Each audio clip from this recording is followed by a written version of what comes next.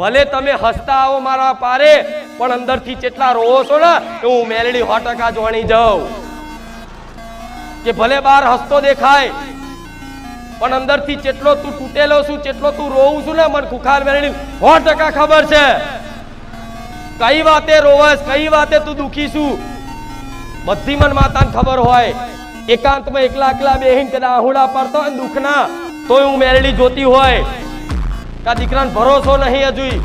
જો ભરોસો હોય ને તો એક એક તમારા દુખના આંસુ હાચવી હાચવી હાચવી અને મારી જોડે રાખું